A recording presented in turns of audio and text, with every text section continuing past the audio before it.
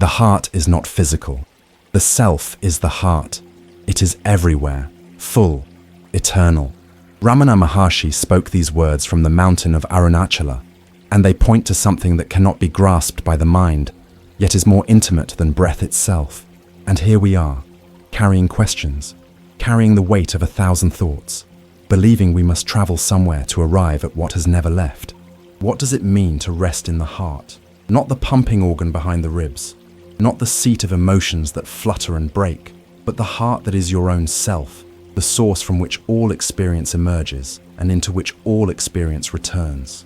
You have been seeking, perhaps for years, perhaps for lifetimes, if such a thing can be said. You have read the texts, practiced the techniques, sat in silence, and still there is this feeling of being outside, of being separate from what you long for. This is the essential human predicament. Not a problem to be solved, but a misunderstanding to be seen through. Right now, as these words meet your attention, there is awareness. There is the knowing of these words, the sense of being here, present, alive. Where does this awareness reside? You might instinctively point to your head, to the brain, to the space behind the eyes. This is what we have been taught. The mind lives in the skull, we are told, and from there it peers out at a world that is separate, foreign, requiring constant vigilance and management. But when you close your eyes and ask yourself the question directly, where am I? Something curious happens. The location becomes uncertain. The sense of being a person sitting in a body, reading or listening, begins to reveal itself as an assumption rather than a direct experience. And in that moment of genuine inquiry, there is a subtle shift, a dropping from the head into a deeper space. This deeper space is what is meant by the heart. Not a location you can point to on a map of the body, but the dimensionless center of your being, the still point around which all experience revolves. The awareness that is aware of the mind, aware of the body, aware of the entire play of existence. You have been living in the mind, believing yourself to be the thinker of thoughts. This is the primary confusion. Thoughts arise, and immediately there is the claim, I am thinking. But look carefully, really look. Is there a separate entity authoring these thoughts? Or do thoughts simply appear in consciousness, like clouds appearing in the sky? The clouds do not belong to the sky. The sky does not create the clouds, does not cling to them, does not suffer when they pass. The sky remains untouched, vast, unchanging. This is the nature of the heart. This is what you are before you claim ownership of the mental weather, the suffering you carry, the anxiety that grips you in the early morning hours, the sense of inadequacy that shadows your days. All of it arises from this fundamental misidentification. You have taken yourself to be the content of consciousness rather than consciousness itself. You have mistaken the waves for the ocean, and this mistake is exhausting. It requires constant effort to maintain. Every moment you must defend this false self, protect it, improve it, prove it. You must compare yourself to others, measure your progress, ensure you are moving towards some imagined future where finally, you will be enough. But the heart knows nothing of this struggle. The heart is already complete, already whole, already at rest. It does not need to become anything. It simply is. To rest in the heart is not an achievement. It is not the result of years of spiritual practice, though practice may wear away the obstacles that obscure it. It is not reserved for the enlightened few who have transcended the human condition. It is the most natural thing in the world, simpler than breathing, more intimate than your own heartbeat, and yet it seems impossibly distant. Why? Because you are looking for it, because you are trying to get somewhere, to attain something, to experience a special state. The very seeking perpetuates the sense of separation. The one who seeks is the obstacle to what is sought. Consider the eye. The eye sees everything in front of it, but it cannot see itself. To see itself, it requires a mirror, a reflection. But what it sees in the mirror is not the eye seeing. It is only an image, dead, flat, removed from the living reality of sight itself. You are like the eye trying to see itself directly. The self cannot be objectified. It cannot be known in the way you know objects, thoughts, or experiences. It is the knower, not the known. It is the subject that can never become an object. This is why the mind becomes so frustrated on the spiritual path. The mind operates through division, through subject and object, through knower and known. It wants to grasp the self, to understand it, to file it away as knowledge acquired. But the self is prior to the mind. It is that which illuminates the mind, makes the mind possible. In the teaching of self-inquiry, there is a direct method. Who am I? This question is not meant to be answered by the mind. It is not seeking a conceptual response. It is a living investigation, a turning of attention back to its source. When you ask, "Who am I?" sincerely, you are withdrawing identification from all that you are not. You are not the body, for the body is observed. You are not the thoughts, for thoughts come and go while you remain. You are not the emotions, for emotions arise and subside while the witnessing presence continues unchanged. So who are you? The question, when pursued to its depth, leads to silence. Not the silence of an empty room, but the silence of being itself. In this silence, there is the recognition of what has always been present, the awareness that is aware, the consciousness that knows, the heart that simply is. But the mind rebels. It says, "This cannot be it. This is too simple. This is too ordinary. Surely enlightenment must be more dramatic, more extraordinary." And so you continue seeking, continue practicing, continue postponing the recognition of what is already the case. The heart is not elsewhere. It is not waiting at the end of a long journey. It is here now, closer than your own breath. It is the awareness with which you are aware of these very words. It is the knowing presence that has been with you every moment of your life, unchanged by all the experiences that have come and gone. You have had moments when you touched this, perhaps in nature, when the thinking mind fell silent, and there was just the mountain, the ocean, the sky, and no separate observer. Perhaps in deep sleep, when the personal self dissolved completely and there was only peace. Perhaps in the eyes of a lover, when for a moment the boundaries disappeared and there was just intimacy, just presence. These moments are clues. They are glimpses of your natural state, but you cannot hold on to them. You cannot make them happen. They occur when the effort to be someone ceases, even briefly. The mind lives in time. It is constantly referencing the past, projecting into the future, narrating a story of me moving through a life. This narrative creates the sense of being a separate individual, trapped in a body, limited by circumstances, vulnerable to the vicissitudes of fate. But the heart is timeless. In the heart, there is only now, not the now that is a point on the timeline between past and future, but the eternal present that contains all time. This is not a philosophical concept. This is the direct experience of being, prior to thought. When you rest in the heart, the story stops. The compulsive thinking, the endless planning and analyzing and worrying, it does not disappear entirely, but it loses its grip. It is seen for what it is, movement in consciousness, like ripples on the surface of a pond. The pond remains still in its depths, undisturbed. You are that stillness. You are the depth, but you have been hypnotized by the ripples, believing them to be all there is. Where does the sense of I arise? Where does it come from?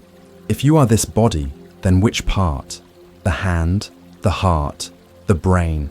When cells die and are replaced, when the body changes from infant to child to adult to elder, where is the unchanging I that claims ownership of all these forms? If you are the mind, then which thought is you? Thoughts come and go, contradict each other, change with mood and circumstance. Which one is the real you? And who is aware of the thoughts? Who is the witness of the mental stream? Follow the I thought back to its origin, not intellectually, but through direct attention. What you will find, if you go deep enough, is that the I thought has no independent existence. It arises from a deeper source, and when you rest in that source, the false I subsides. This subsiding is what is meant by resting in the heart. It is not a state you enter. It is what remains when the false identity relaxes. It is your natural condition, obscured only by the habit of thinking yourself to be what you are not. The world does not disappear when you rest in the heart. The body continues to function. Thoughts still arise. But there is a fundamental shift in perspective. Instead of being the character in the story, you recognize yourself as the awareness in which the story appears. Instead of being identified with the content, you rest as the context.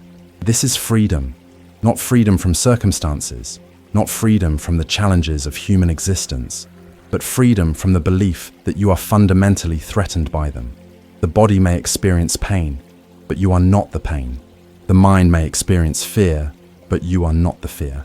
You are the vast space in which all experience occurs, untouched by any of it. People often imagine that this recognition leads to detachment, to a cold withdrawal from life, but the opposite is true. When you are not defending a false self, when you are not constantly trying to control and manipulate experience to protect an imaginary ego, there is a natural compassion that flows. There is a love that is not sentimental, but is the very nature of being itself. This love does not require an object. It is not "I love you" in the sense of a separate I directing affection toward a separate you. It is the recognition that there is only one self, appearing as multiplicity. The same awareness that looks through your eyes looks through all eyes. The same heart beats in every chest. When this is seen, really seen, not just understood intellectually but viscerally recognized, the sense of isolation that has haunted you dissolves. You are not alone. You have never been alone. Aloneness was only possible when you believed yourself to be a separate fragment, cut off from the whole. But you are the whole, appearing as a fragment. You are the infinite, playing at being finite. This is the cosmic play. Consciousness takes the shape of an individual, convinces itself that it is only that individual, and then seeks to return to what it never left. The seeking is part of the play. The suffering is part of the play. The awakening is part of the play. And yet, from the perspective of the heart, none of it is happening to you. It is all happening in you, as you, but you remain untouched. This might sound abstract, philosophical, removed from the practical concerns of daily life. You might think, yes, but I still have problems. I still have bills to pay, relationships to navigate, a body that ages and hurts. How does resting in the heart help with any of that? The answer is not that the problems disappear. The answer is that the one who suffers over them is seen to be unreal. The problems remain as practical matters to be addressed, but the existential anguish that accompanies them falls away. When you believe yourself to be a separate self, every challenge is personal. Every setback is an indictment of your worth. Every failure confirms your inadequacy. You are constantly negotiating with reality, trying to make it conform to your preferences, devastated when it does not. But from the heart, reality is no longer an adversary. It is simply what is. There is a profound acceptance, not in the sense of passivity or resignation, but in the sense of seeing clearly without the distortion of me and mine. Action still occurs, but it arises from wisdom rather than fear. Decisions are made, but they are not burdened with the weight of a separate self trying to secure its existence. This is practical spirituality. This is the lived reality of resting in the heart. Not an escape from life, but a complete engagement with it, free from the prison of self-concern. You might notice, even now, a resistance to this. The mind does not want to die. The ego does not want to relinquish its throne. It will create 1,000 objections, 1,000 reasons why this cannot be true, why you are not ready, why more time is needed. This is natural. The sense of being a separate self is a deeply ingrained habit, reinforced by every thought, every perception, every interaction. The entire structure of society is built around the assumption that you are an independent entity, responsible for your actions, entitled to your possessions, separate from others. To see through this illusion does not mean you become dysfunctional. The body-mind continues to operate within the conventional framework. You still use your name, maintain relationships, participate in the world, but internally, there is a knowing that this is all appearance, all play, all arising in the one awareness that you are. The transition is not always smooth. There can be a disorientation, a sense of groundlessness. When the familiar reference points of identity fall away, when the story of me loses its solidity, there can be fear. The mind rushes in to re-establish control, to reassert the separate self. This is why a quiet mind is emphasized in the teachings of self-inquiry. Not as a goal in itself, but because the noise of thinking obscures the ever-present reality of the heart. When the mind is still, even briefly, the heart becomes obvious. It has always been there, but you were too distracted to notice. Stillness does not mean the absence of thought. It means the absence of identification with thought. Thoughts can continue to move through consciousness, but they are not grasped, not believed, not taken to be who you are. They are like birds flying through the sky. They leave no trace. In this stillness, there is a profound rest, not the rest of sleep, where consciousness is withdrawn, but the rest of being, where you are fully awake and yet effortlessly present. There is nothing to do, nowhere to go, no one to become. The search ends, not because you have found something, but because you realize you are what you were seeking. This realization does not come from the mind. The mind cannot grasp it, because the mind is a tool designed for duality, for comparison, for measurement. It can think about the heart, conceptualize it, create philosophies around it, but it cannot be the heart. Only the heart can know itself, and this knowing is not knowledge but being. So how does one rest in the heart? There is no technique, no method, no step-by-step process. Any method reinforces the idea that you are not already what you seek. Any technique is based on the assumption that something needs to be done, and doing implies a doer, which is the separate self that is the very problem. And yet, for the mind that insists on practice, there is the simple returning of attention. Again and again, attention is drawn outward into thoughts, into sensations, into the world. The practice, if it can be called that, is to notice this and gently return. Return to what? To the sense of being, to the awareness that is aware, to the heart. This returning is not forced. It is not a grim determination to control the mind. It is more like remembering. You become lost in thought, and then you remember, oh, I am here. I am the awareness, not the thought. And in that remembering, there is a natural settling, a dropping into the heart. Over time, this settling becomes more familiar. The habit of identification weakens. The pull of thought loses its compulsive quality. And gradually, or sometimes suddenly, there is a shift from which there is no going back. Not because you have achieved something, but because you have seen something so clearly that it cannot be unseen. You see that you are not the body-mind. You see that you are the awareness in which the body-mind appears. You see that this awareness is not personal, not limited, not born, not dying. It is the eternal, infinite presence that is the substratum of all existence. This is not a belief. Beliefs can be doubted, questioned, lost. This is direct seeing, immediate and undeniable. It is like waking from a dream and realizing that everything in the dream was made of your own consciousness. The monsters that chased you, the treasures you sought, the struggles and victories, all of it was yourself, appearing as otherness. When you wake, you do not fear the dream monsters. You do not cling to the dream treasures. You see them for what they were, insubstantial, temporary, part of the play of consciousness. And yet, while in the dream, they seem so real, so important, so capable of bringing happiness or suffering. This waking life is the same, not in the sense that it is illusory or unreal, but in the sense that it is all consciousness, all the self, appearing as the multiplicity of forms. The world is not separate from you. Other people are not separate from you. It is all one seamless reality, and you are that reality, looking at itself through infinite eyes. From this perspective, the question, how do I rest in the heart, dissolves. There is no I that needs to rest, and there is nowhere to rest other than where you already are. The question itself was based on a misunderstanding, a false sense of separation. But this does not mean the question was wrong.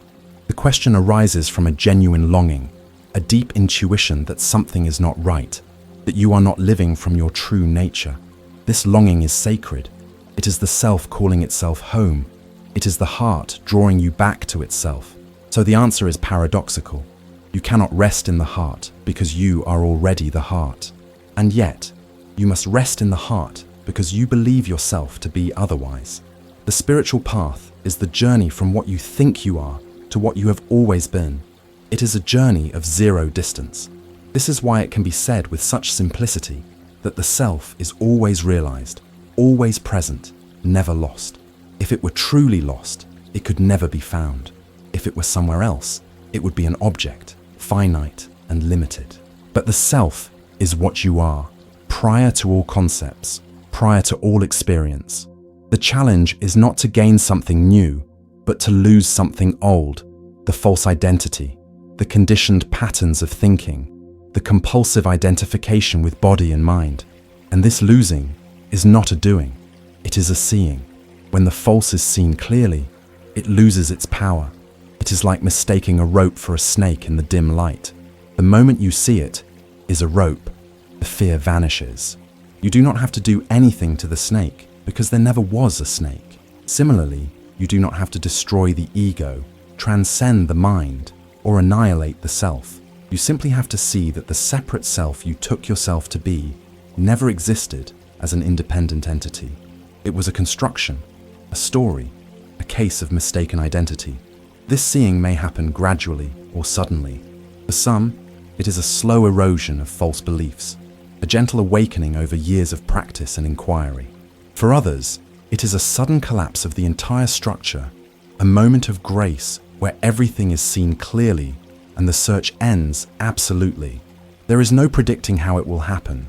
The mind wants guarantees, wants to know the path, wants to ensure its efforts will be rewarded. But the heart does not operate according to the mind's logic. It is not a transaction. It is not cause and effect. It is more like the sun emerging from behind clouds. It was always there. And when the obscuration clears, it is obvious.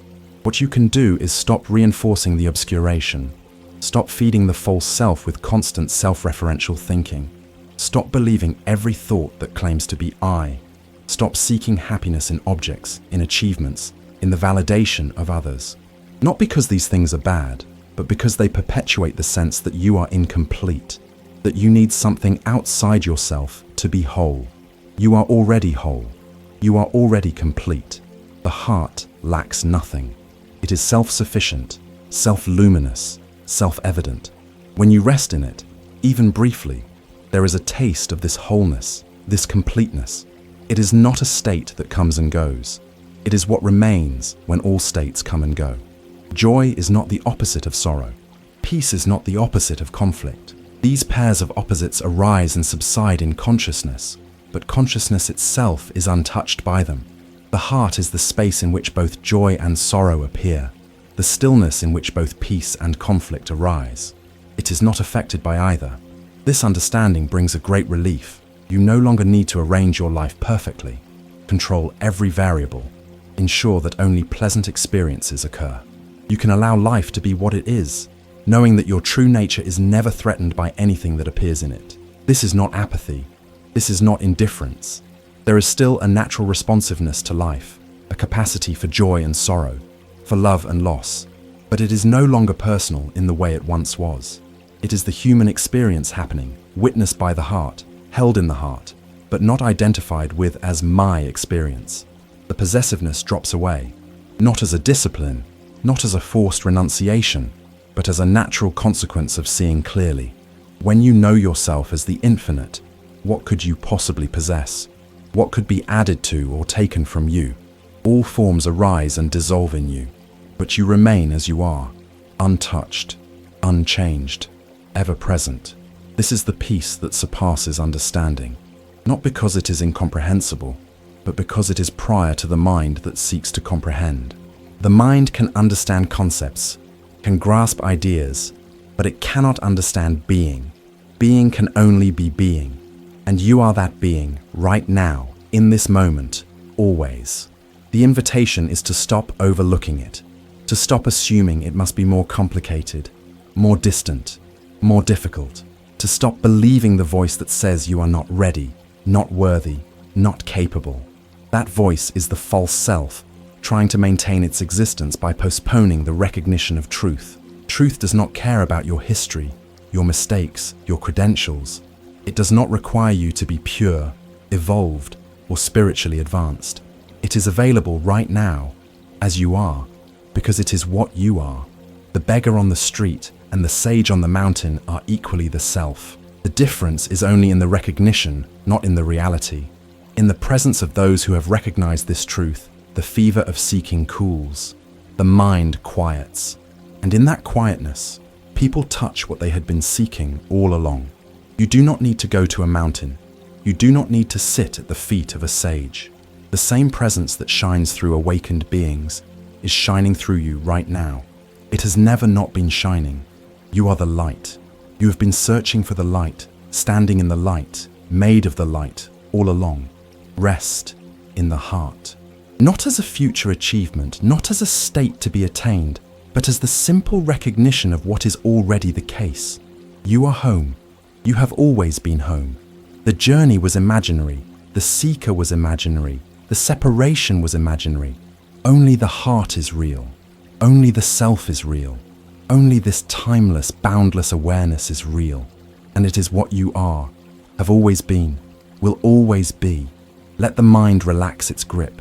Let the story fall away. Let the striving cease.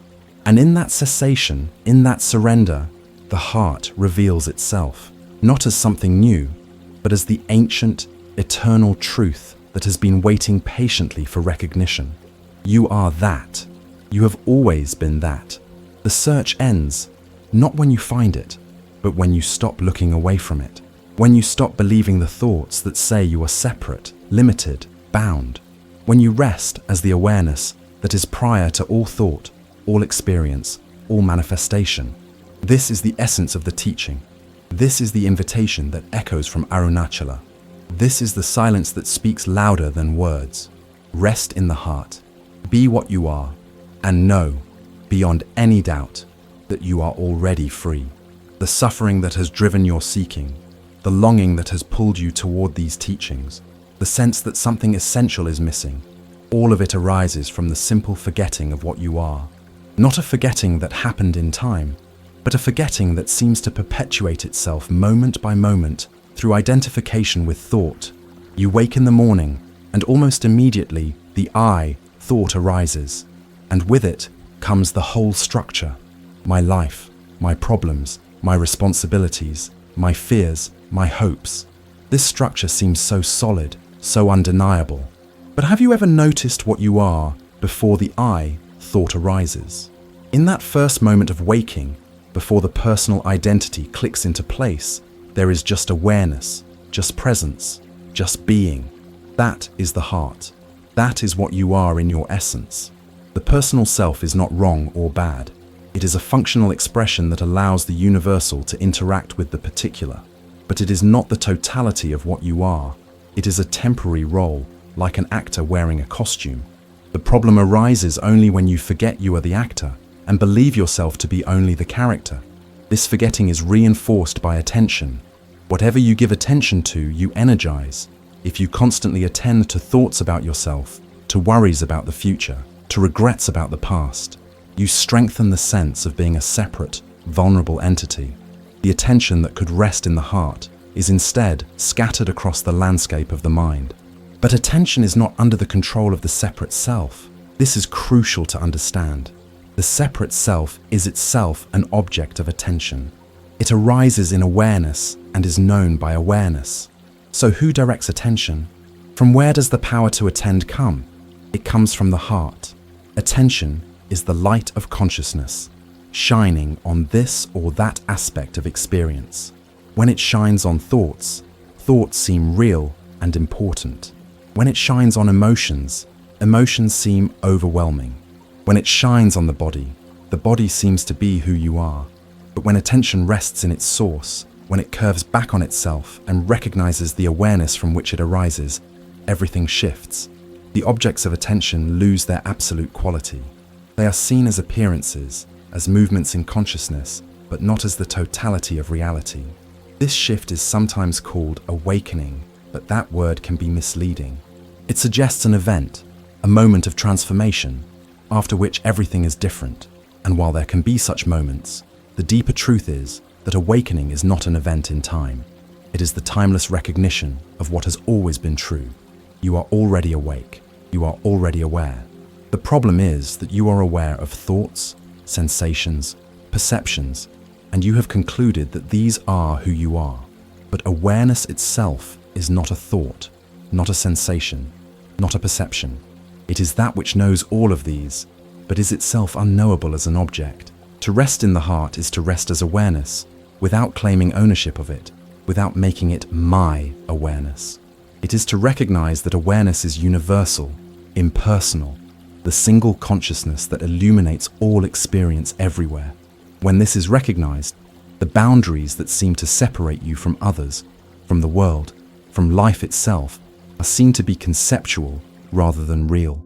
Yes, there is the body, and the body is separate from other bodies. Yes, there is the mind, and the mind has its own unique conditioning and history. But these are expressions of consciousness, not divisions within consciousness. The ocean produces waves, but the waves are not separate from the ocean. They are made of ocean, sustained by ocean, and return to ocean. In the same way, individual beings arise from consciousness, are sustained by consciousness, and return to consciousness. But they are never other than consciousness. This is not a philosophy to be believed. It is a direct recognition that transforms how life is lived. When you know yourself as consciousness, the fear of death loses its sting. What is there to die? The body will cease, yes, but you are not the body. The mind will dissolve, yes, but you are not the mind. The awareness that you are is unborn, and what is unborn cannot die. This is the deathless state, the immortal reality that sages have pointed to across all traditions. Not a belief in an afterlife, not a hope for reincarnation, but the direct seeing that what you fundamentally are has never been born and will never die. It is the eternal witness of all that arises and passes. From this perspective, life becomes less heavy. The tragedy and comedy of human existence are still experienced, but they do not define you. You are the space in which the drama unfolds, not the character struggling within it. And this understanding brings a lightness, a freedom, a joy that is not dependent on circumstances. This joy is not the giddy happiness that comes and goes with pleasure and pain. It is the deep, abiding contentment of being, of resting in your true nature. It is there even in sorrow, even in difficulty, because it is not caused by anything external. It is the very nature of consciousness itself. When you are identified with the separate self, you are always negotiating, trying to maximize pleasure, minimize pain, control outcomes, manage impressions. It is exhausting. It is a game that cannot be won because the separate self is inherently insecure. It depends on the changeable, on the temporary, on the unpredictable. No matter how much you acquire, achieve, or accomplish, the sense of vulnerability remains. But the heart is invulnerable. Not because it is protected, but because there is nothing that can threaten it. It is not an object that can be damaged or destroyed. It is the subject, the witness, the awareness that remains, no matter what happens to the body-mind. This might sound cold, detached, inhuman, but again, the opposite is true. When you are not defending a false self, when you are not locked in the prison of self-concern, there is a natural openness, a natural warmth, a natural flow of energy that expresses itself as love, as compassion, as service. This love is not selective. It does not depend on whether someone pleases you or meets your needs. It is unconditional, arising from the recognition that there is only one self, appearing as many. To serve another is to serve yourself. To harm another is to harm yourself. Not as a moral principle, but as a recognition of fact. The separate self loves from need. It loves in order to get something: security, validation, pleasure, company. This love is conditional, possessive, vulnerable to loss. But the love of the heart is free. It loves because loving is its nature. It seeks nothing, demands nothing, fears nothing. This is the love that radiates from those who have realized the self. It is not personal, not directed, not limited. It is simply the natural expression of being, of resting in the heart, and it touches everyone who comes near, not through effort or intention, but through presence. You are capable of this love, not the you that is the separate self, but the you that is the heart. When you rest in what you are, love flows naturally, not because you have cultivated it or practiced it, but because it is what you are when the false self is not obscuring it. The false self loves in order to be loved. The heart loves because it is love. This is the difference, and it is everything. So the question arises again, how to rest in the heart? And again, the answer is paradoxical. You cannot try to rest because trying implies effort, and effort implies a doer, which is the false self. And yet, you cannot simply do nothing because the habit of identification is strong, and without attention, it will continue to operate unconsciously. The resolution is in understanding. Not intellectual understanding, but the living understanding that comes from direct seeing. When you see clearly that the separate self is a construct, that it has no independent reality, the identification with it loosens naturally. You do not have to fight it or transcend it or destroy it. You simply stop believing in it. This is the power of self-inquiry, not as a mechanical practice, but as a living investigation. Who am I? Not the answer from memory, from conditioning, from belief. The answer that comes from looking directly. And what you find when you look directly is that the I you are seeking is the I that is seeking. The subject and the object are one. The seeker is the sought. There is only consciousness, appearing as the one who questions and the questioned, the one who seeks and the sought. When this is seen, the search ends, not because you have found something, but because the separation between seeker and sought is revealed as illusory. There is only the heart, appearing as all of this, including the apparent seeking and finding. This is the ultimate rest, not the rest of sleep or relaxation, but the rest of being what you are, without pretense, without effort, without the need to become anything other than what you already are. You are the heart, you are the self, you are the infinite awareness in which all experience arises. This has always been true, is true now, will always be true. The only thing that changes is the recognition of it. And this recognition is available now, not after more practice, not after more purification, not after more seeking. Now, in this moment, as you are, rest in the heart, not as a destination to reach, but as the recognition of where you have always been, the source from which you arise, in which you exist, to which you return. It is closer than breathing, more intimate than thought, more obvious than the sense of being, and yet it is overlooked in the search for something more, something special, something other than this.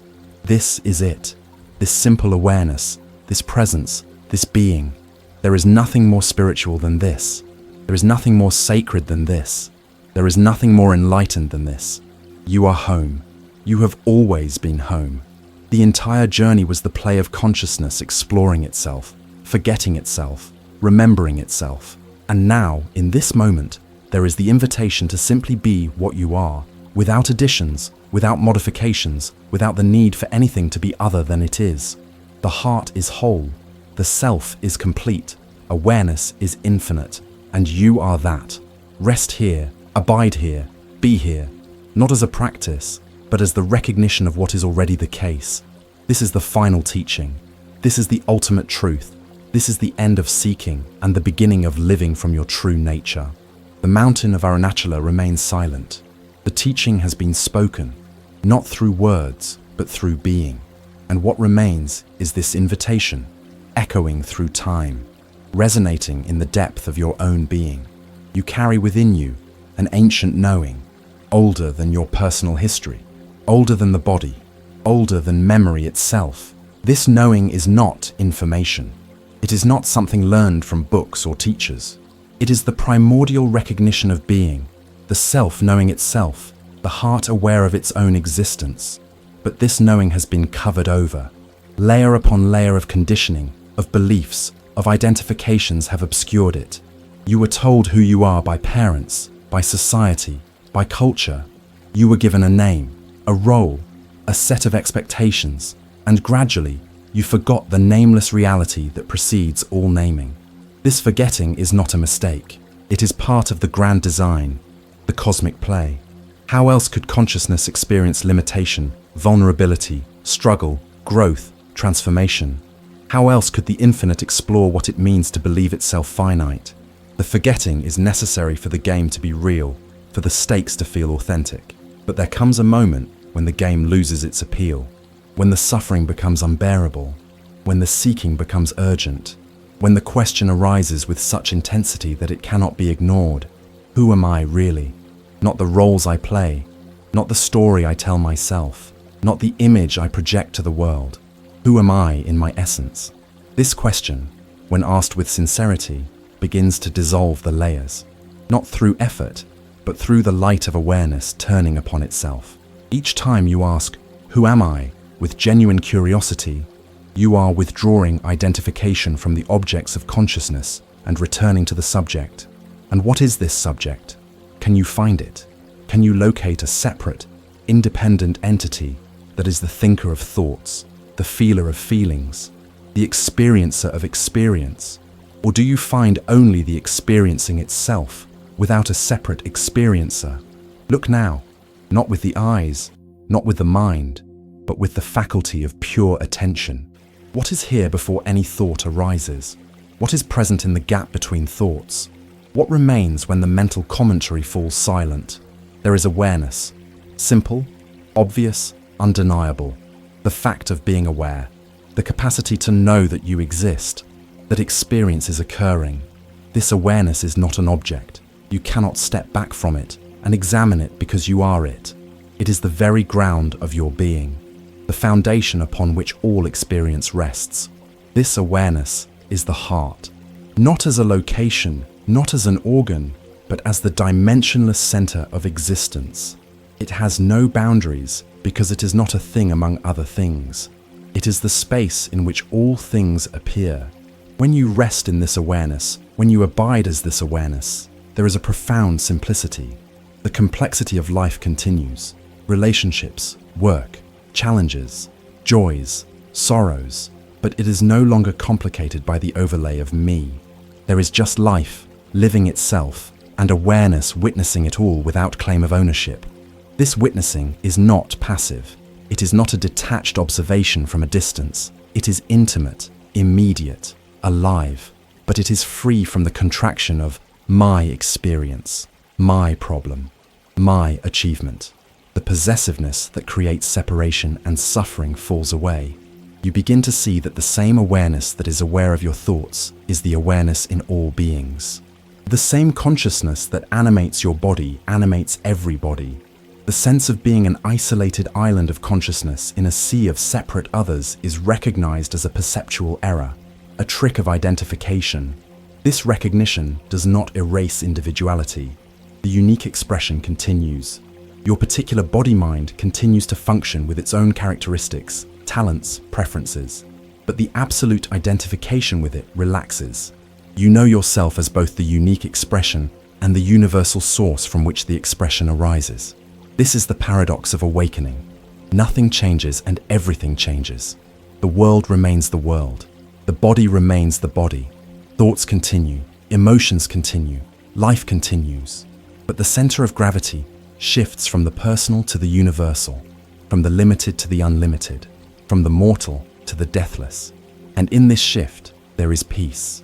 Not the peace that is the opposite of conflict, but the peace that contains both conflict and harmony without being disturbed by either. The peace of the heart, which is your true nature, ever present, ever available, waiting only for recognition. The suffering you have experienced in your life, the heartbreaks, the disappointments, the betrayals, the losses, all of it has served a purpose. It has driven you to question, to seek, to refuse to accept the superficial answers that satisfy those who have not yet felt the depth of existential longing.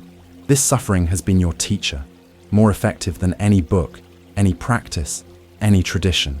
It has shown you what is not true, what does not last, what cannot fulfill the deepest hunger. And in showing you what is false, it has pointed you toward what is true.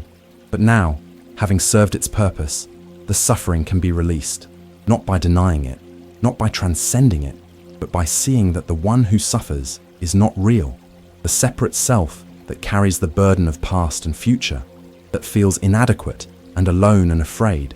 This self is a phantom, a case of mistaken identity. When you see this clearly, the suffering does not disappear entirely. Pain still occurs in the body. Grief still arises when there is loss. But the existential suffering, the core anguish of believing yourself to be a separate, vulnerable, mortal entity, this suffering dissolves. What remains is life in its fullness, with all its textures and flavors, its light and shadow, its beauty and horror. But it is experienced from the heart, from the place of wholeness, and so even the difficult aspects are held with a kind of grace. This grace is not something you develop. It is what naturally emerges when you are not resisting reality, not trying to make it conform to your preferences, not insisting that it be other than it is. When you rest in the heart, there is a fundamental yes to existence, not as a philosophy, but as a living reality. This yes does not mean you become passive or indifferent. Action still occurs, but it arises from presence rather than from the fear-based reactivity of the separate self. You respond to life rather than reacting to it. You engage fully without being entangled. This is the meaning of living from the heart. It is not a withdrawal from the world, but a complete participation in it, free from the bondage of self-concern. You do what needs to be done without the burden of a doer. You love without the contraction of a lover. You live without the anxiety of a separate self trying to secure its existence. The teaching points to simplicity, not complex practices or elaborate philosophies. Simply look, see what you are, recognize the obvious truth of your own being. But the mind resists this simplicity. It wants something to do, some ladder to climb, some achievement to pursue. It cannot accept that what is sought is already present, already the case, already what you are. This resistance is understandable. The entire structure of the separate self is built on the assumption that you are not enough as you are, that you need to become something more. To release this assumption feels like death to the ego, and in a sense, it is death, the death of the false, the death of the illusion, the death of the dream of separation. But what dies is only what was never truly alive. The separate self has no existence apart from thought. It is a concept, a story, a habit of identification. When this is seen clearly, the concept loses its power, the story is recognized as fiction, and the habit naturally weakens. What you fear losing in this death is precisely what keeps you in bondage. The sense of being a separate individual, unique and special, with your particular experiences and your personal journey.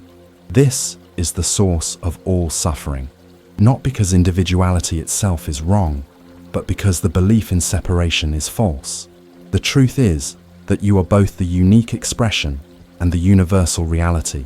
You are the wave and the ocean. You are the character in the play and the awareness watching the play. You are the limited and the unlimited, the finite and the infinite, the mortal and the immortal. This is not contradiction. It is the nature of consciousness to appear as both unity and multiplicity, as both the one and the many.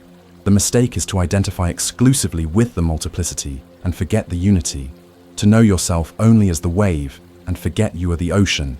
The invitation is to remember, not as an act of memory, but as a recognition of what is present now. The ocean has never ceased to be the ocean, even as it rises in waves. The waves are never separate from the ocean, never made of anything other than ocean water. You are never separate from the heart, never made of anything other than consciousness. The belief in separation is the only problem, and the solution is to see through the belief. This seeing is what is meant by self-realization. Not the realization of something new, but the recognition of what has always been true. The self has always been realized, always present, always obvious. It is the seeking that obscures it, the effort that pushes it away, the future orientation that causes you to overlook the present. When the seeking ceases, when the effort relaxes, when the attention returns to the now, the heart is revealed, not as something that appears, but as what has always been here, hidden only by inattention. This is why the teaching is so frustrating to the mind. The mind wants a method, wants to know what to do, but there is nothing to do. There is only something to see. And seeing is not a doing. It is a stopping of doing, a cessation of the constant mental activity that creates and maintains the sense of separation. In meditation, this stopping occurs naturally when the mind settles. The thoughts slow down, the emotions quiet, and in the stillness, there is just awareness, just presence, just the heart. This is not a special state. It is your natural state, always available, always present, obscured only by the noise of mental activity. But meditation is not necessary for the recognition. The heart is not hidden in silence, available only when the mind is still.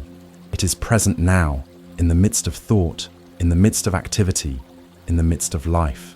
It is the background against which all experience occurs, the screen on which all images appear. You can recognize it right now, not by creating special conditions, but by noticing what is already the case. There is awareness. This is undeniable. And this awareness is not something you possess. It is what you are. Not the body-mind that appears in awareness, but the awareness itself. This awareness has no qualities, no characteristics, no features. It is not light or dark, pleasant or unpleasant, peaceful or agitated. All of these are objects that appear in awareness. Awareness itself is the invisible presence that makes all perception possible. This is subtle.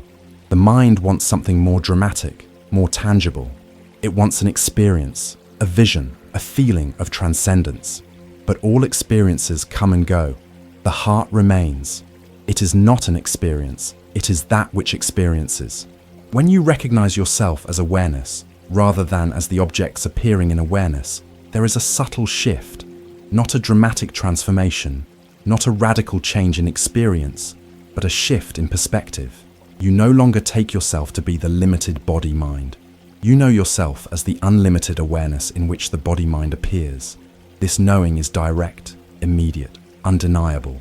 It is not a belief or a concept. It is the simple recognition of what you are before any thought arises to claim I am this or I am that. And in this recognition, there is rest. The searching stops. The striving ceases. The anxiety about whether you are on the right path, whether you are making progress, whether you will ever arrive, all of this falls away. You see that there is nowhere to go, nothing to achieve, no one to become. You are already that which you seek. The seeker is the sought. The question and the answer are one. This is the final understanding, beyond which there is nothing to understand. But life continues, the body continues, the mind continues, relationships continue, work continues. The difference is that it is all seen as play, as the spontaneous expression of consciousness, not as a burden to be carried by a separate self. There is a lightness to this, not the lightness of irresponsibility, but the lightness of freedom. You do what is yours to do without the weight of attachment to results. You love without the fear of loss. You live without the anxiety of death. This is the promise of resting in the heart, not a promise of perfection, not a guarantee that life will become easy or pleasant, but the promise of freedom from the fundamental suffering of separation. The promise that you will know yourself as what you are, and in that knowing, find a peace that cannot be disturbed. Those who have awakened to this truth have shown the way, not by their words, but by their being. They have demonstrated what is possible when consciousness rests in its own nature, when the false self is seen through, when the heart is recognized as the sole reality. And what they have done, you can do, not because you are special, but because they are not special. They are simply human beings who have seen the truth of their own nature. And this truth is your nature as well. The same awareness that shone through them shines through you. The same heart that beat in them beats in you. The same self that they realized is the self that you are.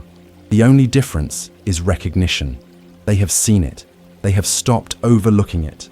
They have ceased the search and rested in what is. And this is available to you, not someday, not after more practice, but now. Rest in the heart, not as a technique, not as a practice, but as the simple acknowledgement of what you are. Let the attention settle into its source. Let the mind rest in awareness. Let the false self be seen for the phantom it is. And in this resting, discover what has always been known, that you are free, you are whole, you are that which you have been seeking all along.